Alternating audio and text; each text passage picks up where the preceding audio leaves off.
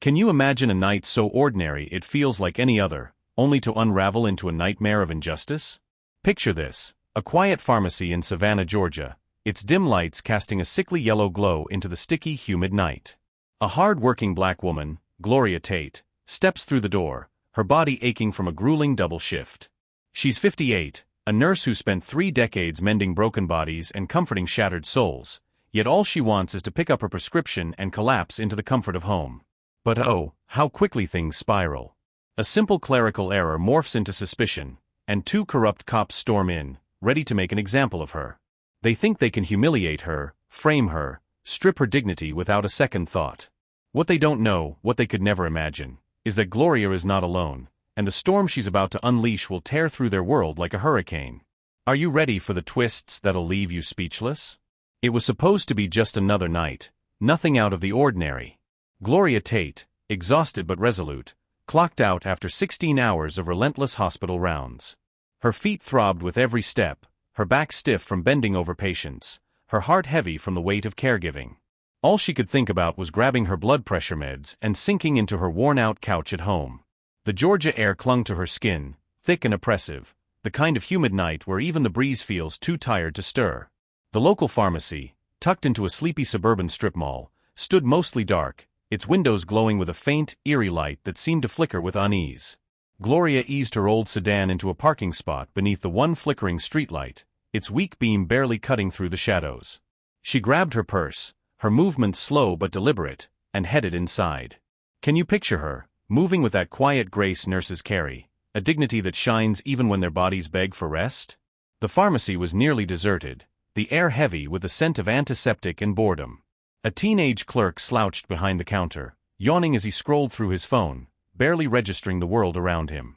Gloria offered a polite smile, the kind that comes from years of soothing frightened patients, and handed over her ID, insurance card, and the crumpled prescription slip from her doctor. It was routine, she'd picked up her meds here for years.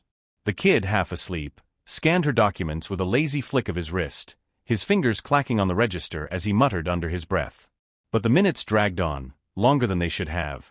Can you feel the tension creeping in? Gloria shifted from foot to foot, her tired legs protesting, noticing the clerk's brow furrow as he squinted at the computer screen. He leaned over, whispering something to the store manager, a tight-faced white woman in her 40s whose expression soured like she'd bitten into a lemon.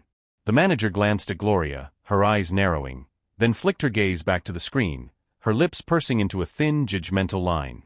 She tapped the keyboard herself, her fingers sharp and deliberate, muttering to the clerk in tones too low for Gloria to catch.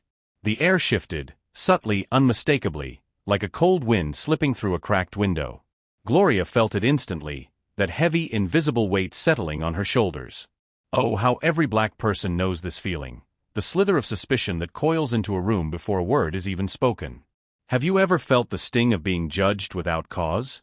Finally, the manager approached the counter, her smile as brittle as cracked glass, her voice dripping with false sweetness. "I'm sorry, ma'am, but there's an issue with your prescription." Gloria frowned, her calm unshaken but confusion flickering in her eyes. "Issue?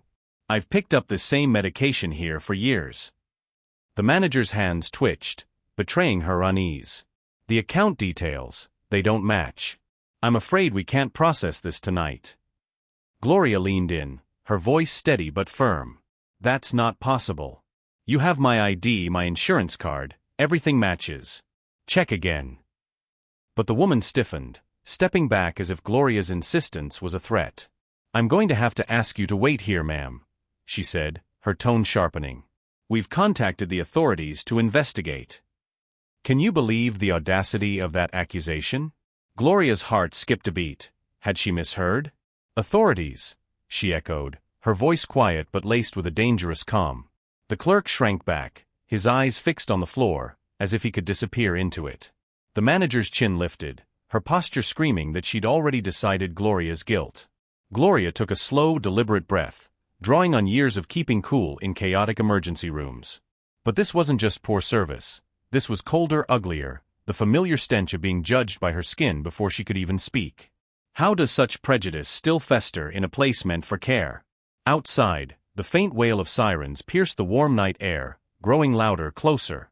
Gloria stood her ground, unwavering. She could have grabbed her paperwork and walked out. Why didn't she? Because that would have screamed guilt, and Gloria Tate had done nothing wrong. No, she would stand and wait, her dignity a shield against their assumptions. Minutes later, the door chimed sharply, and 2 police officers strode in, both white, both radiating the casual arrogance that demands the world step aside. Can you picture their swagger, as if they owned the very air? The first officer, tall and broad-chested, sported a buzz cut and a sneer that curled his lip like he was savoring the moment.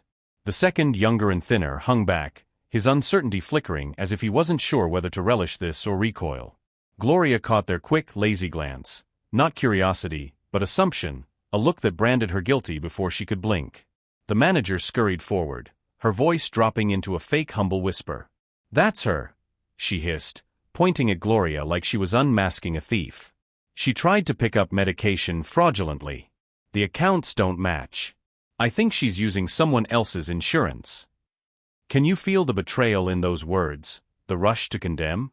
The first officer didn't bother glancing at the computer, didn't ask for paperwork. Why would he? He'd already made up his mind.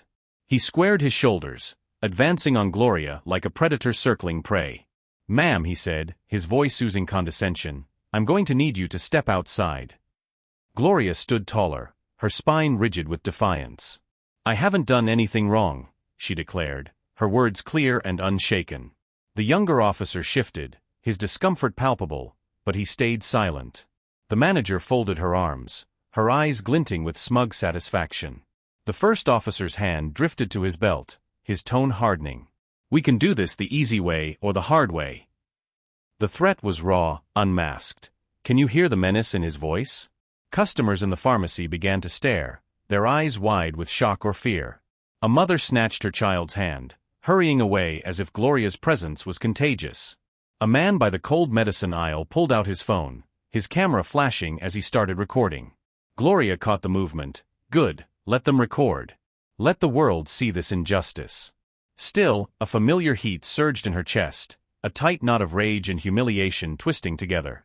After all she'd done, saving lives, comforting the dying, working through pandemics, this was her reward? To be treated like a criminal, a danger, just because of her skin? How could this still happen? Gloria forced herself to breathe deeply, her heart hammering but her face a mask of calm. "I have my ID. I have my insurance.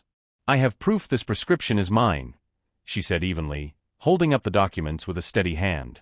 The officer barely glanced at them, dismissing her truth with a flick of his eyes. "Step outside." When she didn't move instantly, he lunged forward, grabbing her wrist with a roughness that sent gasps rippling through the pharmacy. Gloria didn't fight, oh how she wanted to, but fighting would give them the excuse they craved. Instead, she let them lead her out, her head high, her dignity unbroken. As the cold, sharp metal of the handcuffs bit into her wrists, she heard the murmurs, felt the weight of dozens of eyes, saw the manager's smug smirk, but she didn't look away, not from her, not from the officers. Can you imagine the strength it took to hold that gaze? As they shoved her into the back of the squad car, Gloria locked eyes with the first officer, her voice steady as tempered steel. "You're making the biggest mistake of your life." The door slammed shut, sealing her in, but deep inside her chest, beyond the hurt and humiliation, a small, fierce flame ignited. They had no idea who they were messing with. Not yet, but oh they would. The reckoning was coming, and it would be swift, brutal and unforgettable. Can you feel the fire of her resolve burning bright? The ride to the station was suffocating, not a moment of ease but a heavy, oppressive quiet that pressed against her chest with every mile. Gloria sat rigid in the back seat, the handcuffs cutting into her wrists, the metal cold and unyielding against her skin. She didn't speak, didn't move. Why give them more ammunition? She knew silence could be twisted into guilt, but no explanation would sway minds already set against her. The officers in the front, Officer Rick Coleman driving, Officer David Miller riding shotgun, chatted in low, casual tones, as if she were invisible, a mere inconvenience to be processed before their next coffee break. Coleman chuckled, shaking his head at something Miller said. "Another fraud case. What is it with these people thinking they can just walk in and take whatever they want?" His words, though quiet, sliced through Gloria like a blade. She heard every syllable. Miller mumbled a vague reply, less certain, but didn't contradict him. Gloria stared out the window, Savannah's lights blurring past, her jaw clenched so tight it ached. Every fiber of her being screamed to fight back, to make them see her as the woman who'd saved countless lives. But she held back. She'd seen too many who didn't make it out of that back seat, their stories silenced forever. Can you feel the restraint it took to stay composed? When they pulled into the rundown precinct, Coleman yanked the door open with a sneer. "Let's go. Don't make this harder than it needs to be." Gloria climbed out carefully, every pair of eyes in the parking lot burning into her, officers sipping coffee, chatting, pretending not to notice, but their curiosity was a palpable weight. Inside, the station was grim, its sickly off-white walls scuffed and stained, the air thick with the stench of cheap disinfectant and stale coffee. Fluorescent lights buzzed overhead, casting a harsh glare that made everything feel colder, crueler. They led her to the booking desk, Miller fumbling with the cuffs while Coleman scribbled lazily on a form. Name, Gloria Tate. Age, 58. Race, black. That last box, oh, how it burned in Gloria's mind. It was the only one they cared about tonight, wasn't it? Coleman smirked as he slid the form to the desk sergeant. Suspected prescription fraud, he announced, loud enough for everyone within 20 feet to hear. Caught red-handed at the pharmacy.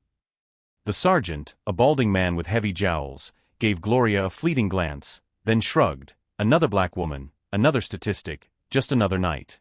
They took her mugshot. Flash. A blinding light, a click like a door slamming shut on her dignity.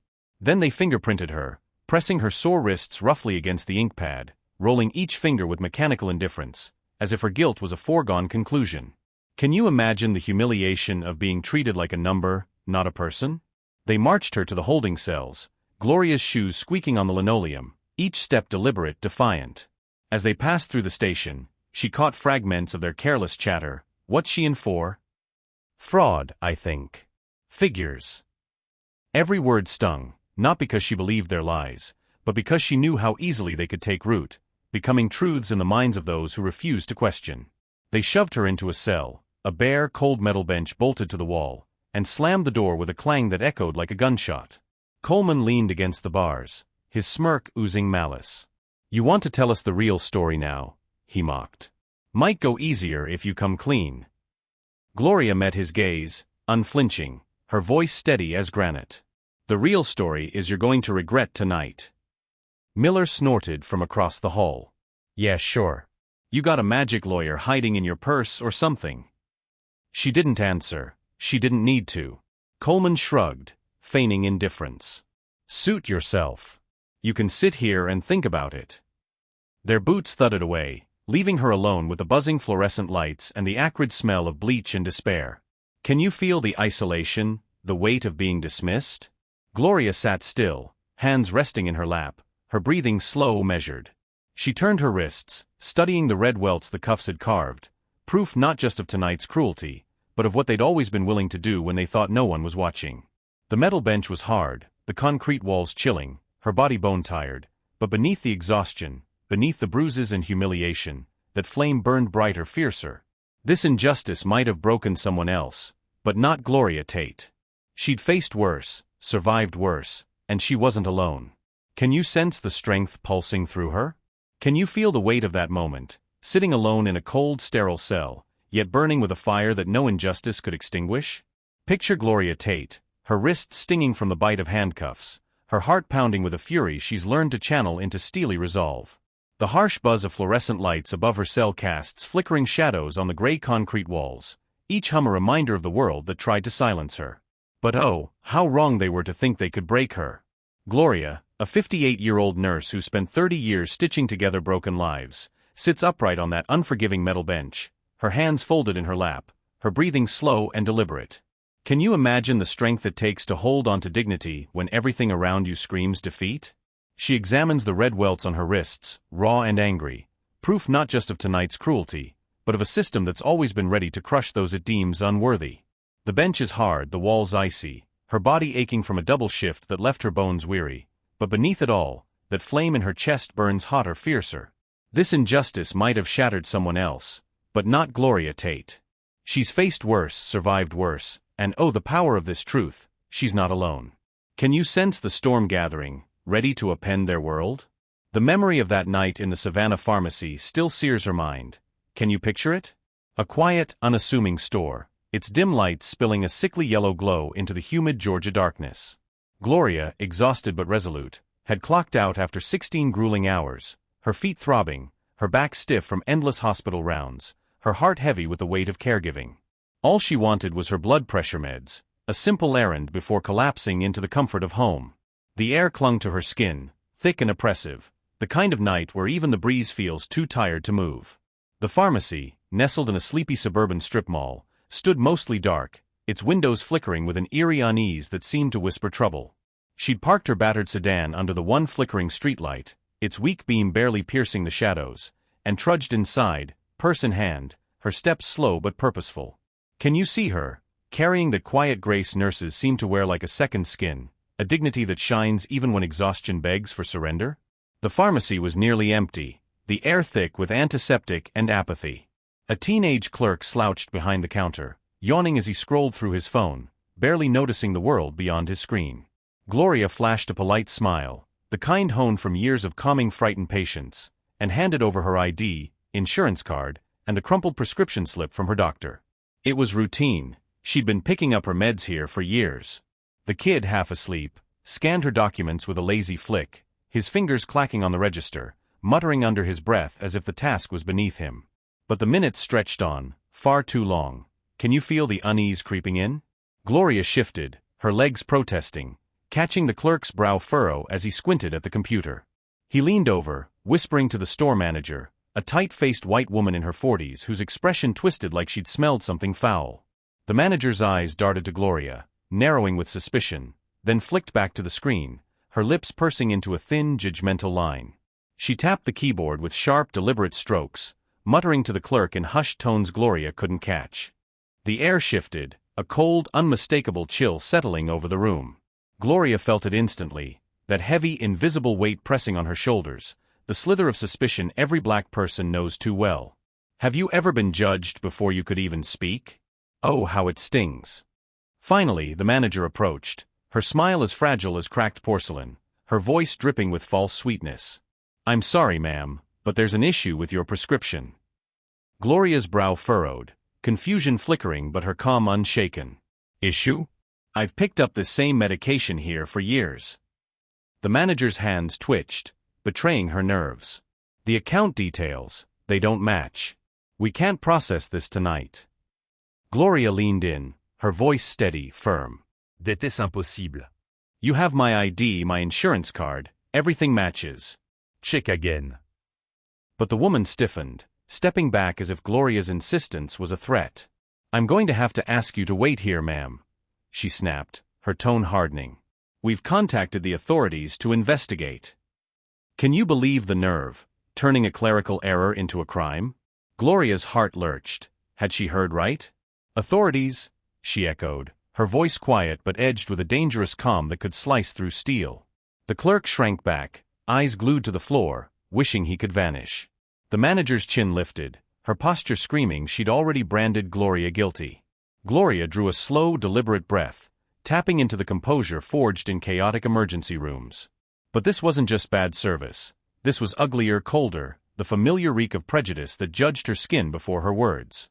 How can such bias still thrive in a place meant to heal? Outside, the way of sirens greulude, slicing through the humid night air, a warning of a storm to come. Gloria stood firm, unyielding. She could have snatched her paperwork and walked out. Why didn't she? Because that would have screamed guilt, and Gloria Tate was innocent. No, she'd stand her ground, her dignity a fortress against their lies. Minutes later, the door chimed sharply, and 2 police officers stormed in, both white, both radiating an arrogance that demanded the world bow before them. Can you see their strut, as if they owned the very ground they walked? The first officer, tall and broad, his buzz cut sharp and his sneer curling like he relished the power, stepped forward. The second, younger, thinner, lingered back, his uncertainty flickering. Did he even want to be part of this? Gloria caught their quick, lazy glance, not curiosity, but a verdict, branding her guilty in an instant. The manager scurried over, her voice dropping to a fake humble hiss. That's her, she whispered, pointing at Gloria like she'd unmasked a master criminal. She tried to pick up medication fraudulently. The account don't match. I think she's using someone else's insurance. Can you feel the sting of that betrayal, the rush to condemn without proof? The first officer didn't glance at the computer, didn't ask for paperwork. Why bother? His mind was made up. He squared his shoulders, advancing like a predator stalking prey. "Ma'am," he drawled, his voice thick with condescension, "I'm going to need you to step outside." Gloria stood taller, her spine a pillar of defiance. "I haven't done anything wrong," she declared, her words ringing clear and unshaken. The younger officer shifted, discomfort etched in his stance, but he stayed silent, complicit in his cowardice. The manager folded her arms, her eyes gleaming with smug triumph. The first officer's hand drifted to his belt, his tone turning icy. "We can do this the easy way or the hard way." The threat was raw, unmasked. Can you hear the menace dripping from his words? Customers gawked, their eyes wide with shock or fear. A mother grabbed her child's hand, fleeing as if Gloria's presence was a plague. A man by the cold medicine aisle pulled out his phone, the camera's flash catching the scene. "Yes, record it. Let the world see this outrage." Still, a searing heat surged in Gloria's chest, rage and humiliation twisting into a tight knot. After all she'd given, saving lives, comforting the dying, enduring pandemics, this was her reward? To be treated like a criminal, a threat, just for her skin? How can such injustice still breathe? Gloria forced herself to breathe deeply, her heart pounding but her face a mask of unshakable calm. "I have my ID. My insurance. Proof this prescription is mine," she said, her voice steady as she held up the documents. The officer barely glanced at them, dismissing her truth with a flick of his eyes. Step outside. When she didn't budge instantly, he lunged, grabbing her wrist with a roughness that drew gasps from the onlookers. Gloria didn't fight. Oh, how her soul screamed to resist, but that would have given them the excuse they wanted. Instead, she let them lead her out, head high, dignity intact. As the handcuffs cold metal bit into her wrists, she heard the murmurs, felt the weight of staring eyes, saw the manager's smug smirk, but she didn't flinch, not from her, not from the officers. Can you fathom the courage to hold that stare? As they shoved her into the squad car's back seat, Gloria locked eyes with the first officer, her voice cutting like tempered steel. "You're making the biggest mistake of your life." The door slammed shut, sealing her in, but deep within, beyond the pain and humiliation, a fierce flame roared to life. They had no idea who they'd crossed. Not yet, but oh, they'd learn. The reckoning was coming. Swift, brutal, and unforgettable. Can you feel the fire of her defiance blazing? The ride to the station was a suffocating ordeal, not a moment of relief but a heavy, oppressive silence that pressed against her chest with every mile. Gloria sat rigid, the handcuffs slicing into her wrists, the metal cold and unforgiving against her skin. She didn't speak, didn't move. Why fuel their twisted narrative? She knew silence could be spun as guilt, but no words would sway minds already locked against her. In the front, officers Rick Coleman and David Miller chatted casually, as if she were invisible, a mere chore to check off before their next coffee run. Coleman's chuckle grated, his head shaking at Miller's remark. Another fraud case. What is it with these people thinking they can just take what they want? His words, though low, cut Gloria like a knife. She heard every venomous syllable. Miller mumbled a vague reply, less bold, but didn't challenge him. Gloria stared out the window, Savannah's lights blurring past, her jaw clenched tight. Every muscle screamed to fight, to make them see the woman who'd saved countless lives. But she held back. She'd seen too many silenced in that back seat, their stories buried forever. Can you grasp the restraint it took to stay silent? When they reached the rundown precinct, Coleman yanked the door open with a sneer. "Let's go. Don't make this harder than it needs to be." Gloria stepped out carefully, every eye in the parking lot searing into her, officers sipping coffee, chatting, feigning indifference, but their curiosity was a heavy shroud. Inside, the station was grim, its off-white walls scuffed and stained, the air thick with the stench of cheap disinfectant and stale coffee. Fluorescent lights buzzed, casting a cruel glare that made everything feel cold, archer. They led her to the booking desk, Miller fumbling with the cuffs while Coleman scribbled lazily. Name, Gloria Tate. Âge, 58. Race, black. That last box, oh how it burned. It was the only one they cared about, wasn't it? Coleman smirked, sliding the form to the sergeant. Suspected prescription fraud, he declared, loud enough for all to hear. Cooked red and dead. The sergeant, À Baldin-Manouis sagging Joel, gave Gloria a fleeting glance, then shrugged, another black woman, another statistic, just another night. They took her mugshot. Flash. A blinding light, a click like her dignity was locked away. They fingerprinted her, pressing her wrists roughly against the ink, rolling each finger with mechanical disdain, as if her guilt was already sealed. Can you imagine the shame of being reduced to a number? They marched her to the holding cells, Gloria's shoes squeaking on the linoleum, each step a defiant stand. Snippets of their chatter stung her ears. What's she in for? Fraud, I think. Figures. The words cut, not because she believed them, but because she knew how lies could root in minds that refused truth. They shoved her into a cell, a bare metal bench, a concrete cage, and slammed the door with a clang that echoed like a gunshot. Coleman leaned against the bars, his smirk dripping malice. Won't tout tell us the real story now? Might go easier if you come clean.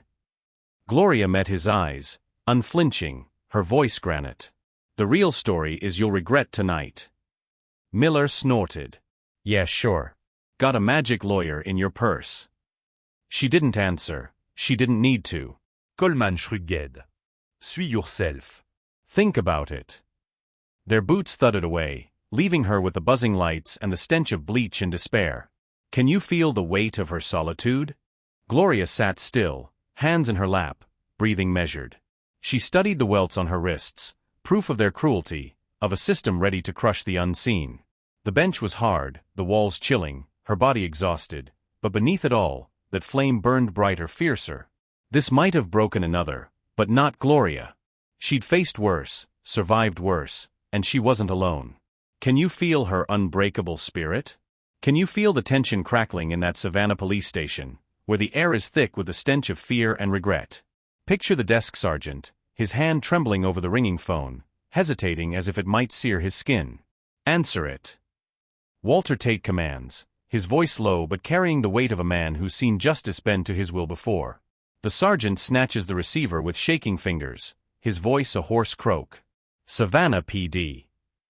He listens for a mere heartbeat before his face drains to a sickly gray, his head bobbing in frantic nods. Yes, sir. Right away, sir. He thrusts the phone toward Walter, hand quivering like a leaf in a storm. It's for you. Can you imagine the dread in his eyes, knowing something massive is unfolding? Walter takes the receiver with a calm so unshakable it's almost eerie, his expression as steady as stone. This is Tate, he says, his voice simple yet commanding, a quiet force that fills the room. A beat of silence hangs, then a small cold smile curves his lips, sending a shiver through every officer present. Good, he says into the phone. Proceed. He hangs up without another word, handing the phone back to the stunned sergeant like it's a mere prop in a drama he's masterfully directing. Gloria, standing nearby, raises an eyebrow, her voice a whisper meant only for her father. What did you just set in motion? Walter doesn't answer right away, his face unreadable, a fortress of secrets. Then he leans in, just close enough for her alone to hear, his words laced with a quiet menace. You remember the civil rights unit I helped build before I retired? They've been itching for a case to make an example of. Looks like they just found it. Can you feel the ground shifting, the storm about to break? Before Gloria can respond, the station door bursts open, not with the slow measured steps of before, but with a hard clattering rhythm that screams purpose. More federal agents, at least 6, moving like a well-oiled machine, trained for this moment 100 times over. They fan out through the precinct with ruthless efficiency, some storming toward the offices, others yanking open file cabinets, fingers flying over computer terminals. One agent thrusts a thick folder at the sergeant, who grabs it like it's a live grenade, his eyes wide with panic. This station, the agent declares, his voice booming for all to hear, is now under immediate federal audit pending civil rights violations. A collective gasp ripples through the officers. Can you hear their world crumbling? Officer Rick Coleman, lurking off to the side, takes a half step forward, his face darkening with defiance. You can't do that, he barks, his voice a desperate growl. This is a local matter. Walter turns to him, his calm almost mocking, a faint amusement in his eyes. You should read the fine print on your badge, officer, he says, his tone slicing through Coleman's bravado. Local authority doesn't override federal law. Coleman opens his mouth to argue, but an agent steps into his path, blocking him with a stare so piercing it shuts him down instantly. Can you see Coleman's arrogance cracking under the pressure? Gloria feels the room's weight shift again. Oh, how electrifying it is. This time it's not the heavy oppressive gloom of before. This time it's alive, charged with the dawning realization that the system these officers thought would shield them has turned against them. Walter motions for Gloria to follow toward the exit, his movements unhurried, deliberate. They don't rush. Why would they? Each step is a thunderous message. We are not powerless. We are not invisible. And you will answer for what you've done. Can you feel the power in their stride, the unyielding strength of their stand? As they reach the door, Gloria pauses for a fleeting moment, her heart pounding with a mix of exhaustion and triumph. She turns back, not to gloat, not to taunt, but to let her gaze sweep across the faces staring at her, some etched with guilt, others wide with fear, a few simply stunned that this night didn't follow their usual script. She holds their eyes, every single one, her stare a silent challenge, a declaration of her unbroken spirit. Then, with a quiet resolve, she turns and steps into the humid Georgia night, free. The air outside feels different, cleaner, sharper, alive with the promise of justice. Walter falls into step beside her, their silence a bond stronger than words. For a while, neither speaks, they don't need to. Finally, Gloria exhales a slow breath she didn't realize she'd been holding, the weight of the night lifting just a fraction. "Thank you," she says, her voice soft but heavy with gratitude. Walter glances at her, a rare softness breaking through his stern features, his eyes warm with a father's love. "You don't ever have to thank me for protecting you," he says, his tone firm yet tender. "That's my job. That's always been my job." They walk to the car in silence, the night wrapping around them like a shield, but before they reach it, Walter's phone buzzes again, a sharp, insistent hum. He checks the screen, a small grunt of satisfaction escaping his lips. "What is it?" Gloria asks, her curiosity piqued. Walter looks up, his eyes gleaming under the streetlights, a spark of victory in his gaze. "Background checks," he says simply. Turns out Coleman and Miller have quite a few skeletons rattling around. Excessive force complaints, racial profiling accusations, stuff the department buried.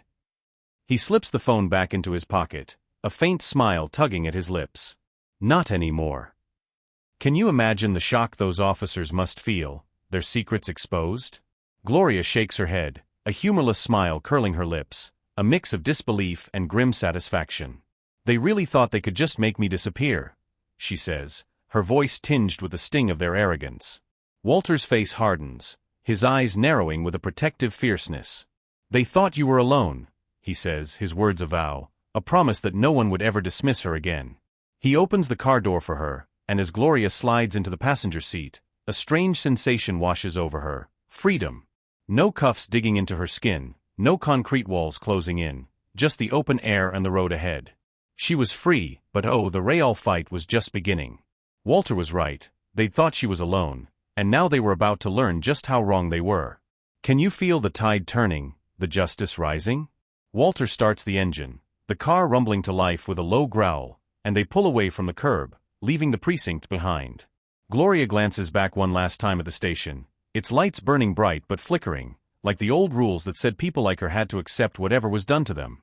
Those rules were crumbling tonight, and for the first time in too long, something better was rising from the ashes. She doesn't know exactly what's coming next, but whatever it is, she's ready. Oh, how ready she is. Can you sense the strength in her, the fire that no cell could smother? Inside the station, the air has turned heavy, almost tangible, wrapping around the officers like a suffocating fog they can't escape. No one dares say it aloud, but every soul feels it, that creeping gnawing dread that tonight went horribly wrong, with no easy escape. The sergeant behind the desk fumbles with papers, pretending to work, but his eyes dart to the door, expecting another storm to crash through any second. The younger officers, who'd watched Gloria's arrest like it was a spectator sport, now stand rigid against the walls, their chatter silenced, their laughter choked in their throats.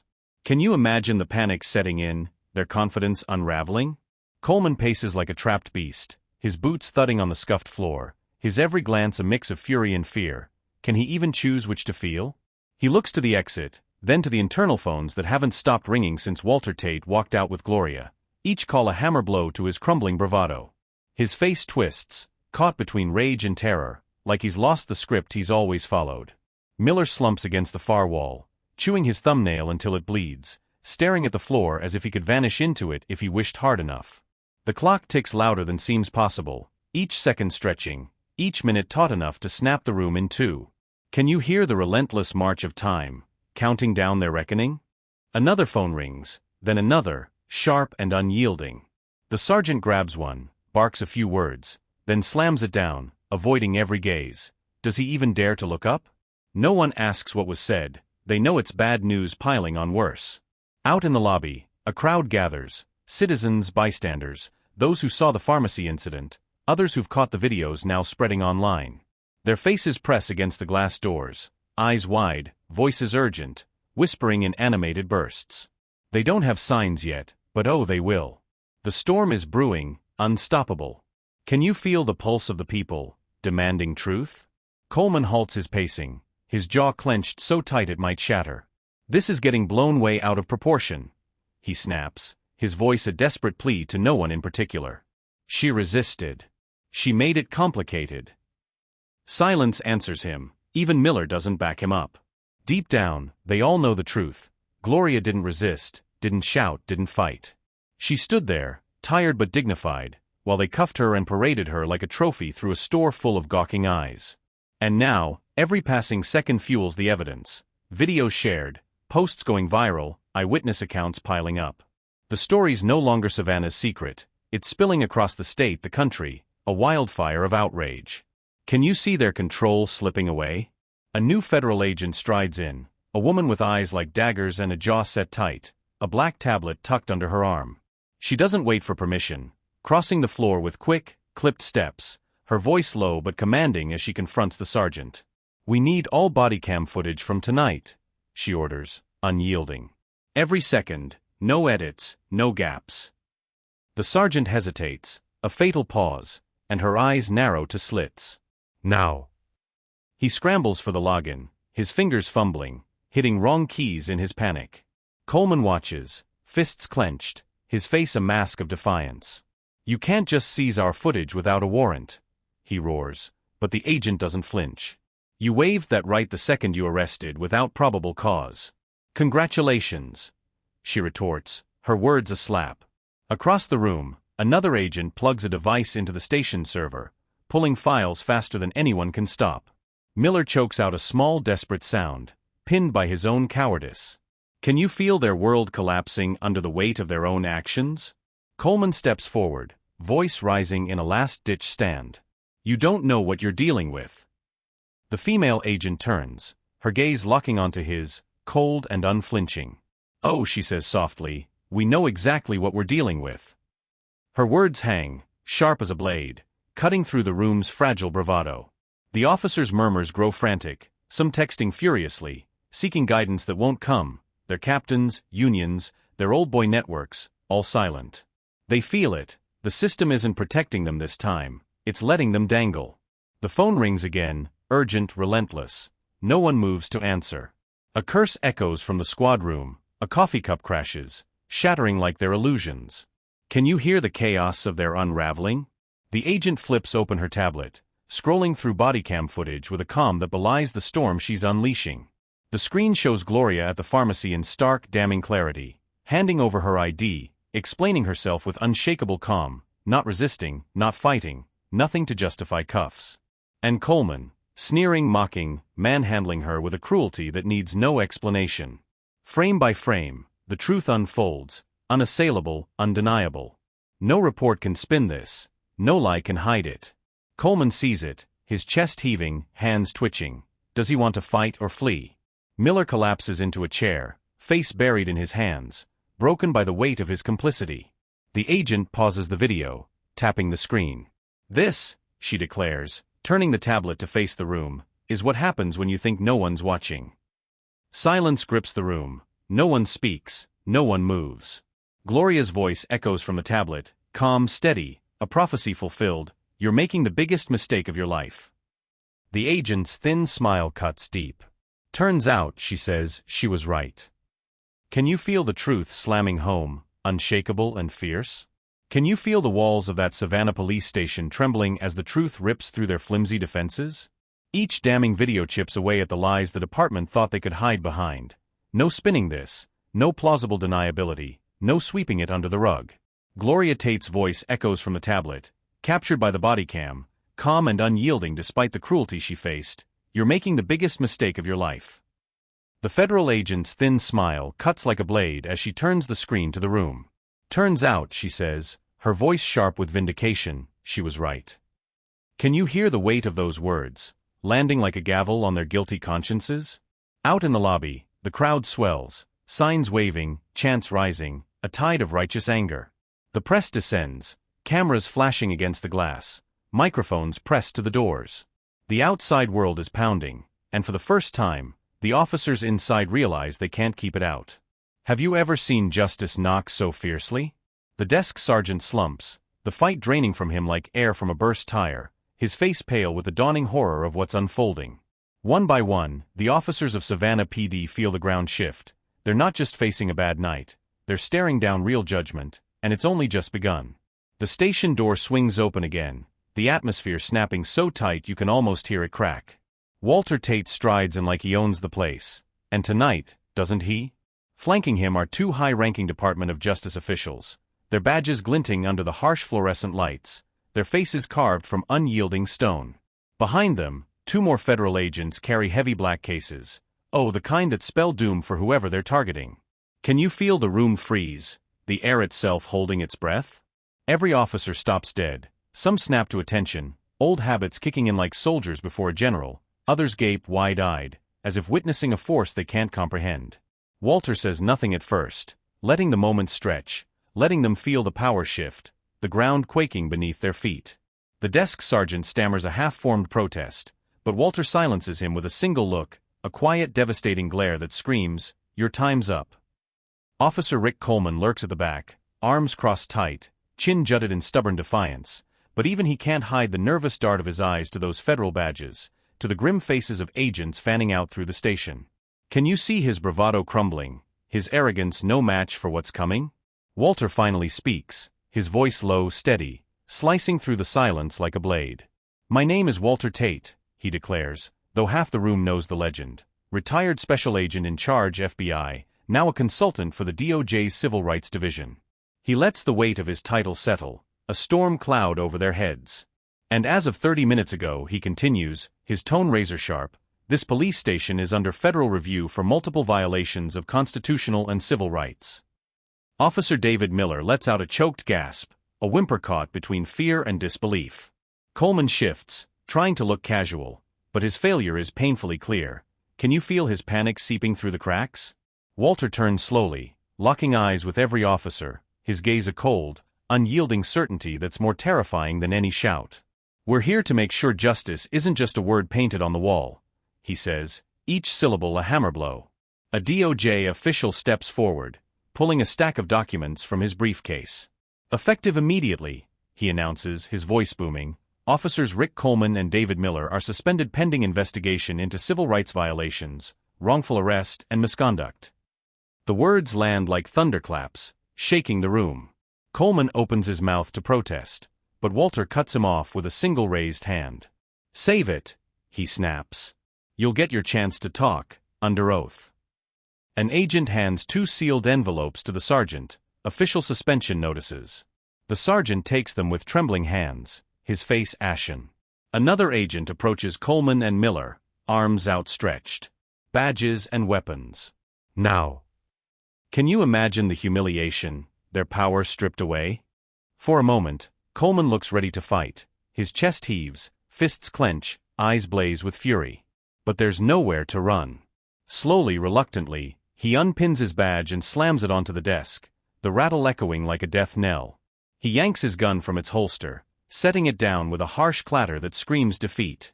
Miller follows, moving like a man trudging to his own execution. His badge comes off with shaking fingers, his weapon placed almost gently, as if care could salvage something from this wreckage. Walter watches, his face expressionless, a calm that carries the weight of justice. "This is just the beginning," he says, his voice a low growl. "There will be depositions. Grand jury hearings. And if the evidence holds," he pauses, the silence heavy as stone, "there will be federal charges." A curse slips from the back. No one shushes it, no one speaks. Can you hear the room's collective breath catch? Outside, the noise grows louder. The crowd has doubled, tripled.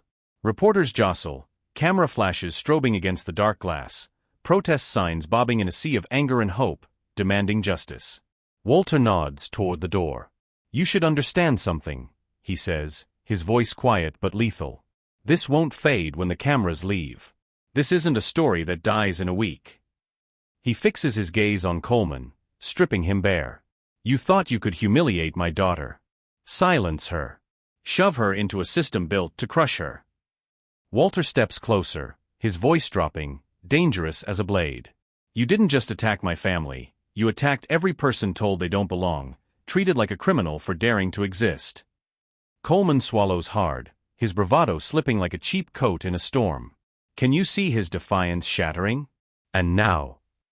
Walter finishes, you'll learn what it feels like to answer for it. The DOJ officials move in, escorting Coleman and Miller away, not in cuffs, not yet, but with a finality that whispers handcuffs are coming. Walter watches without triumph, without satisfaction. This isn't revenge, it's accountability. As they're led out, the remaining officers stand frozen, barely daring to breathe. Walter turns to the sergeant. You'll cooperate fully with this investigation, he orders. Every piece of footage, every report, every file, no redactions, no vanishing paperwork. The sergeant nods, mute, his eyes hollow. Walter's final look is almost pitying. Call a lawyer, he says. You'll need one. Can you feel the weight of his words, sealing their fate? Then Walter turns, striding out, federal agents falling into step behind him. Outside, the crowd erupts in cheers as Gloria appears beside him, stepping into the flashing lights, the roar of vindication washing over her. Walter doesn't wave, doesn't smile for the cameras. He stands tall, unmovable, as justice surges around him. Tonight is just the start, but oh what a start, a beginning forged in truth, unstoppable. Can you hear the crowd's roar, the pulse of change? The sun barely rises the next morning when the first headline hits, Savannah Police Station under federal probe for civil rights abuses. By noon, it's not just local, CNN, MSNBC, even Fox News. Gloria's arrest video is everywhere, her face, tired, dignified, defiant, plastered across screens and feeds. Beside her name, every headline screams, Retired FBI Agent's Daughter. The story ignites, not just about one woman, but a rotten system finally exposed. Can you feel the fire spreading, unstoppable? In the DOJ's Temporary Operations Center, a commandeered conference room blocks from the station, agents work tirelessly. They pore over files, pull body cam footage, subpoena emails, cross-reference reports that now look damning under scrutiny. Gloria sits quietly in a corner, watching the storm she sparked unfold. Walter's there, conferring with investigators, his glances to Gloria a silent check. You okay? She nods, bone-tired but unyielding. The agents dig beyond her case, unearthing years of complaints against Coleman and Miller, and others. The deeper they go, the uglier it gets. 15 excessive force complaints, 7 racial profiling allegations, 3 internal affairs probes, all buried by those meant to enforce justice. Emails surface, supervisors joking about shaking down troublemakers, keeping streets clean the old way. Texts from Coleman and Miller bragging about rough arrests. Screenshots of tampered evidence, broken chains of custody, missing body cam footage. But it's not missing now, someone smarter or angrier, saved backups. Every ugly second plays on monitors, agents noting details with cold precision, building a case to end careers. One clip twists Gloria's stomach, a black teenager, barely 16, pinned against a patrol car, sobbing as Coleman hurls insults. No crime, just cruelty with a badge. Another, Miller laughing, shoving a Latina woman into a squad car for talking back during a traffic stop. She'd only asked why she was pulled over. Each video dismantles the department's defenses. No spin, no deniability. Walter stands at the center, arms folded, jaw tight, his fury controlled but eternal. Special Agent Ramirez turns to Gloria, her voice calm but heavy. We have enough for criminal charges, she says. Not just misconduct, obstruction of justice, falsifying reports, tampering, deprivation of rights under color of law. She pauses. And that's just the start. Walter nods, grimly satisfied. Good. Gloria stays silent, absorbing it. This isn't just her fight.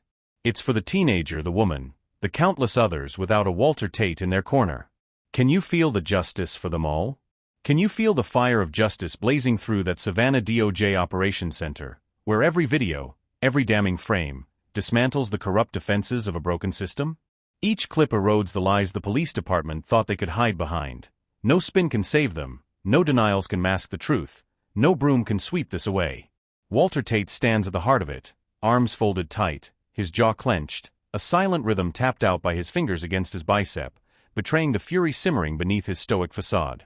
Can you see the tension in his eyes, absorbing every word, every injustice laid bare? Outside the window, news vans clog the street, protesters wave signs with righteous fury, reporters hurl questions at anyone in uniform. The city is awake, seething, watching every move. Can you hear the pulse of Savannah, demanding change? The phone on the conference table buzzes sharply, slicing through the room's intensity. Agent Ramirez snatches it up, listens for a heartbeat, then covers the receiver, her eyes locking onto Walter with a mix of gravity and grim satisfaction. Internal Affairs just placed the chief of police on administrative leave, she announces, her voice cutting through the hum of activity. Walter raises an eyebrow, his tone dry but piercing. Voluntarily. Ramirez smirks, a rare spark of humor lighting the somber room. Not exactly. He got a call from the Attorney General's office, strongly suggested it. Walter's dry chuckle carries a weight of vindication. Guess he finally saw which way the wind's blowing. Ramirez nods, returning to the call, her focus razor-sharp. Can you feel the shockwaves, the old guard crumbling under pressure? Gloria sits back, letting the room's chaotic energy wash over her like a tide. She closes her eyes for a fleeting moment, feeling the seismic shift unfolding around her. Her mind flashes back to that humiliating night in the pharmacy. Can you picture it? The manager's cold stare, as if Gloria didn't belong, Coleman's brutal grip, his sneering voice treating her like garbage. And now? Now the world sees it too. Now the world cares, and oh, how that truth fuels her resolve. Another agent strides up, dropping a thick file on the table before Ramirez with a thud that echoes like a gavel. Financials, he says curtly. We followed the money trail, civil asset forfeiture abuses, off-the-books bonuses for officers with the most street stops. Gloria's stomach twists, a sickening churn. Can you believe it? They weren't just bullies, they were predators, woven into the system, rewarded for their cruelty. Ramirez flips through the documents, her face hardening, then sets them down with a finality that rings through the room. This, she declares, is systemic corruption. Walter doesn't smile, doesn't gloat, he just nods, his eyes steely. He's always known. It's why he's fought so hard, even after retirement, why he didn't hesitate when Gloria called. This isn't just a bad department, it's a disease, and it's time to carve it out. Can you sense the urgency, the call to purge this rot? Agents bustle, filing evidence, preparing formal charges, plotting to expand the investigation. Other precincts, other cases, other cities. This is just the beginning, and oh, what a beginning. Gloria rises slowly, her body stiff from the long night. Every muscle aching but her spirit unbroken. Walter turns to her, a faint smile tugging at his lips, a spark of pride in his eyes. You ready for the next part? He asks, his voice warm but challenging. Gloria meets his gaze, steady, unyielding. I was born ready, she says, and she means it, every word a vow, every syllable a weapon. Can you feel her strength, forged in fire?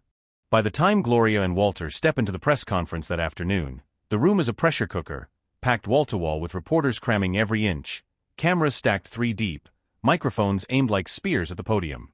The mayor of Savannah stands behind it, pale as a ghost, his posture rigid like a man facing his own execution. Beside him, the interim police chief, a woman whose eyes betray sleepless nights, clutches a thick file of statements that feel hollow now, useless against the tide of truth. Walter and Gloria take their seats near the front, flanked by federal agents and DOJ officials standing like sentinels, their presence a silent promise of accountability. Can you see the weight of this moment, the air thick with anticipation? The mayor clears his throat, the sound sharp and jarring in the heavy silence. Today, he begins, his voice trembling, we're announcing sweeping changes in response to the Department of Justice's investigation. He pauses, glancing nervously at the agents, as if seeking permission to go on. "We acknowledge," he says, words chosen with care, "that systemic issues in our police department have led to violations of civil rights, abuses of authority, and a failure to protect the citizens we swore to serve." Cameras flash wildly, reporters murmur, pens scratching furiously. Gloria sits still, every muscle taut. She doesn't trust it yet. Words are cheap, promises cheaper. She craves action, not rhetoric. Can you feel her skepticism, her demand for more than empty vows? The mayor swallows hard, pressing on.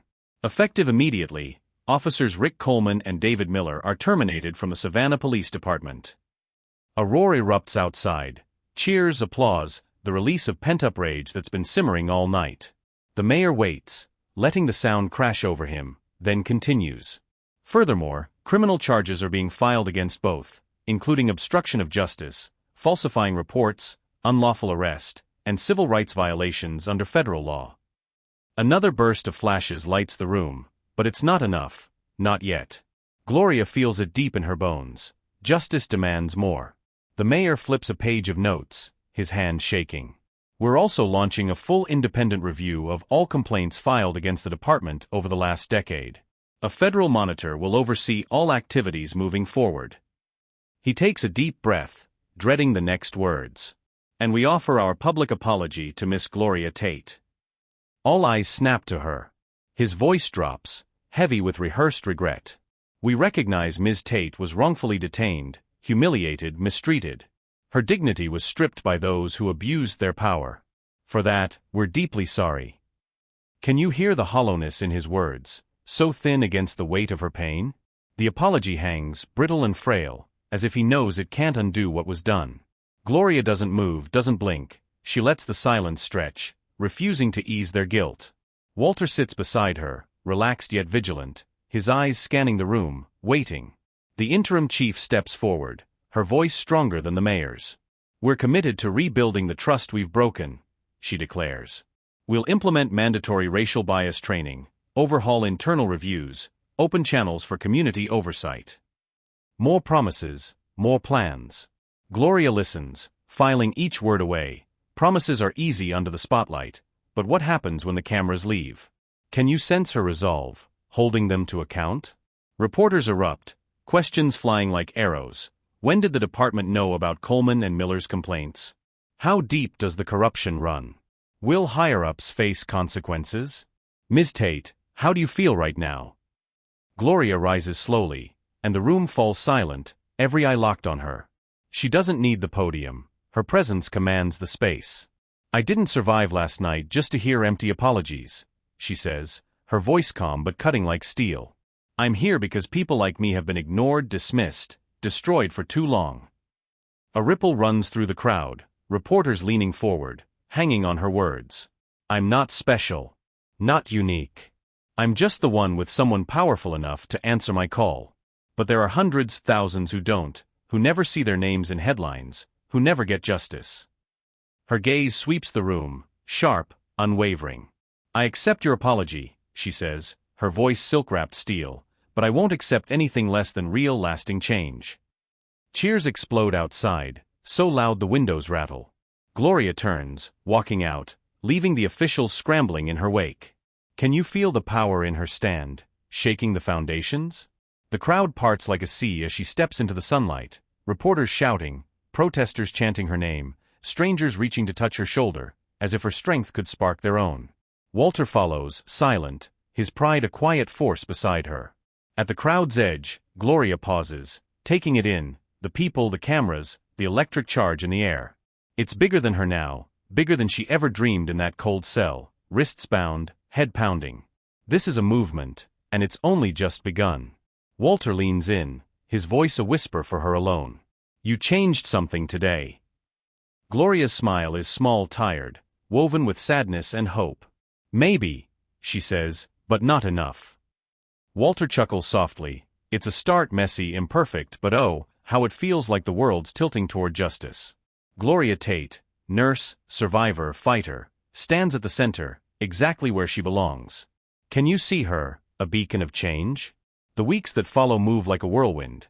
too fast for a city used to burying its sins. It starts quietly, community leaders huddled in small rooms, civil rights lawyers trading grave calls, emails flying between unlikely allies united by shared wounds, shared fury. Then it explodes. One victim steps forward, then another, and another, men, women, teens, seniors, each with a story, some old, some fresh, all stitched from the same thread of humiliation, brutality, silence. Gloria attends the first meeting by chance, Walter's old colleague, Marcus Dean, a civil rights attorney, urging them to listen, not speak. They sit in a rented church hall, metal chairs cold and unforgiving, as voices pour out, a young black man arrested for matching a description while jogging, a Latina mother forced from her car at gunpoint over a broken taillight, an elderly man beaten during a baseless welfare check. The stories flood, raw, unfiltered, and Gloria's chest tightens with a heavy aching fury, not just for herself, but for a system that let this fester. Can you feel the collective pain, the shared resolve?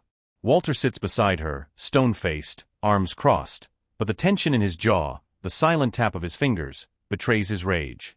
He absorbs every word, every wrong. Marcus Dean rises, his voice calm but commanding. "We have a chance here," he says. "Evidence, witnesses, momentum. We can file a class action lawsuit against the city, the department, every guilty officer. We can drag the truth into the light."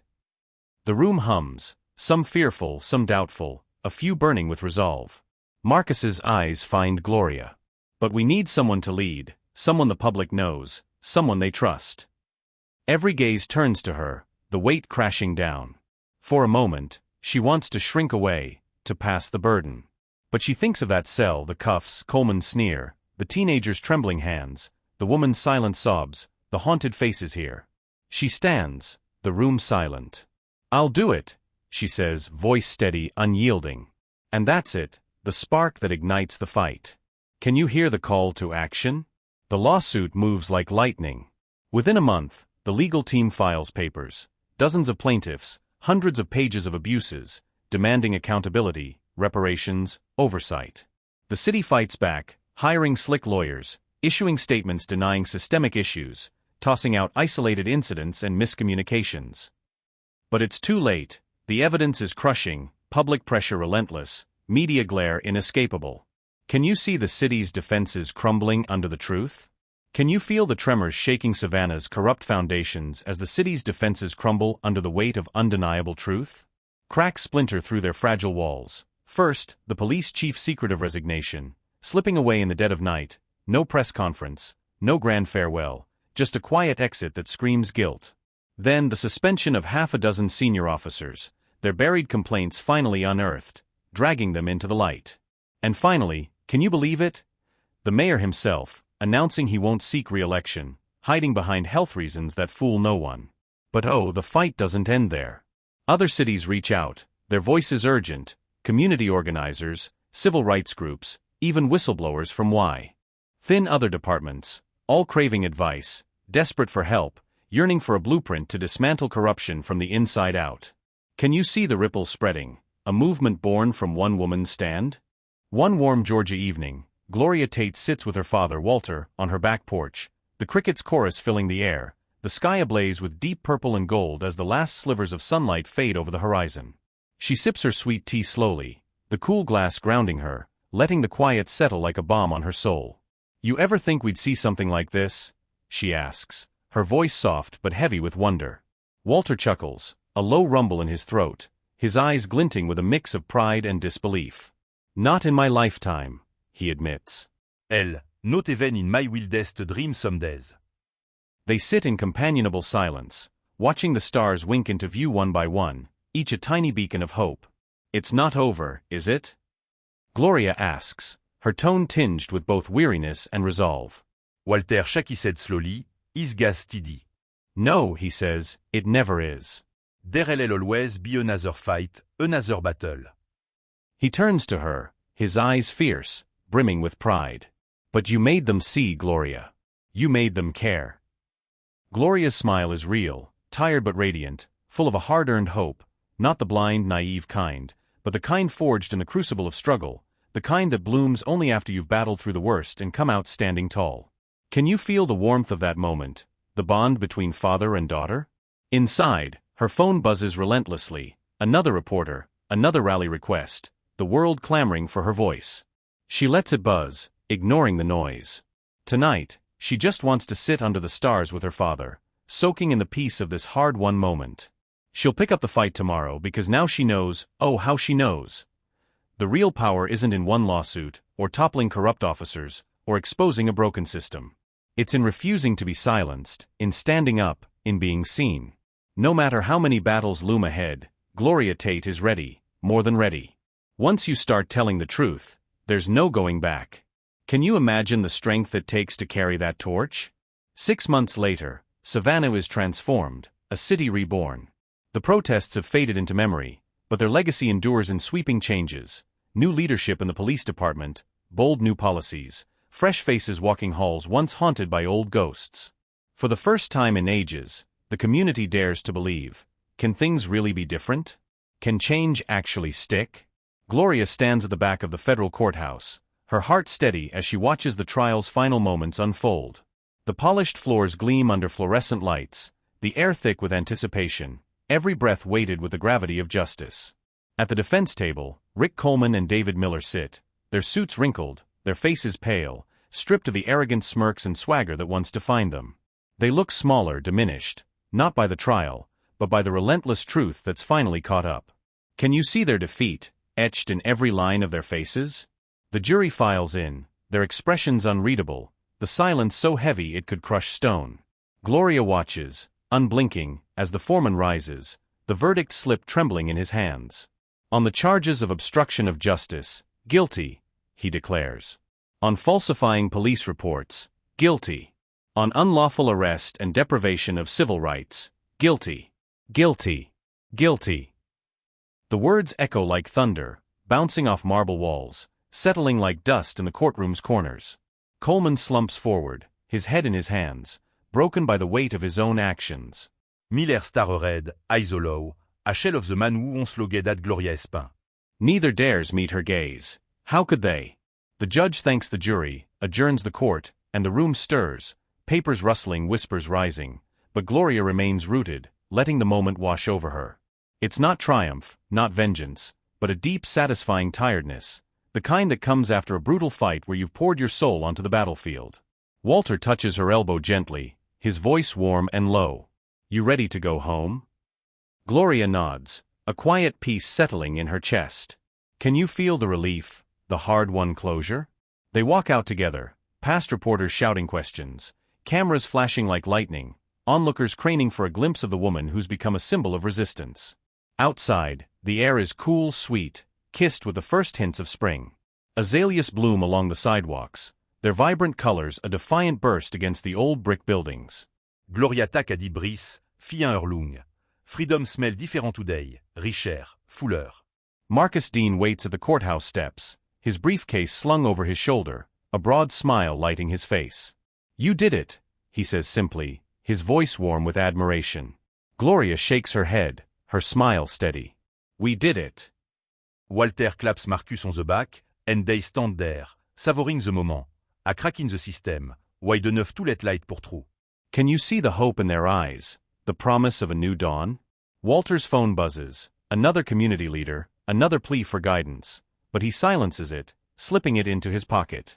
Today isn't about work, it's about breathing, about living in this victory, however fleeting. They skip the press conferences, the interviews, heading instead to Gloria's favorite diner on the town's outskirts, a humble spot with peeling vinyl booths and the best peach cobbler for 100 miles. It's not glamorous, but oh, it's home. Over greasy burgers and sweet tea, they talk about anything but the case.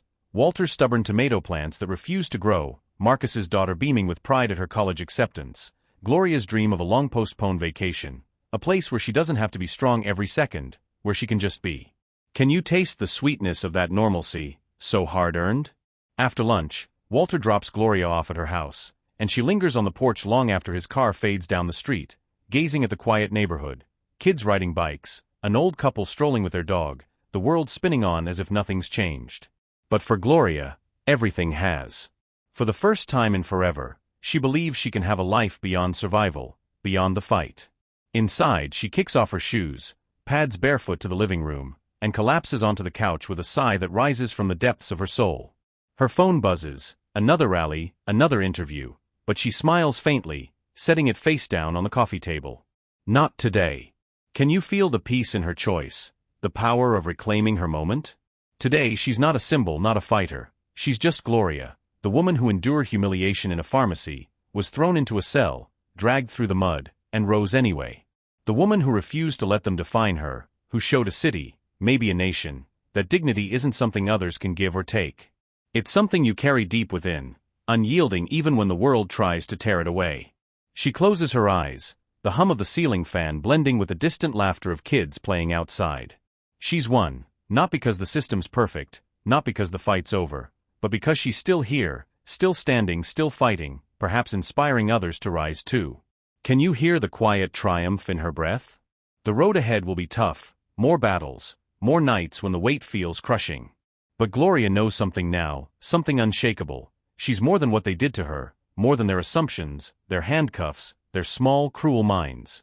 She's free, not because they say so, but because she declares it. And that's the only justice that truly matters. Can you feel the power in her freedom, forged by her own will?